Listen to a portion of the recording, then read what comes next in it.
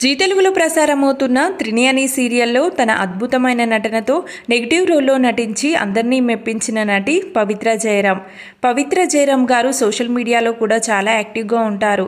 పవిత్ర జయరాం గారు నిన్న రోడ్డు ప్రమాదంలో మృతి చెందిన విషయం తెలిసిందే. ఈ విషయం తెలిసిన బుల్లితెర నటీనటులు, సెలబ్రిటీలు ఒక్కసారిగా షాక్ అయ్యారు. ఈ న్యూస్ కూడా సోషల్ మీడియాలో బాగా వైరల్ అయింది. బుల్లితెర నటీనటులు సోషల్ మీడియా వేదికగా ఎమోషనల్ అవుతూ ఎమోషనల్ పోస్ట్ చేశారు.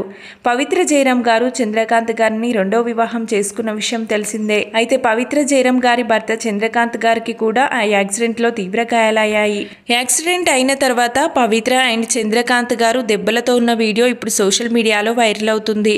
ఆ వీడియోలో చనిపోయిన తన భార్య ఫోటోకి ముద్దు పెడుతూ ఎమోషనల్ అయ్యారు చంద్రకాంత్ గారు. ఆ వీడియో చూసిన వారంతా స్టే స్ట్రాంగ్ చంద్రకాంత్ గారు, పవిత్ర గారి ఆత్మకి శాంతి చేకూరాలని మేమంతా కోరుకుంటున్నామంటూ కామెంట్స్ పెడుతున్నారు.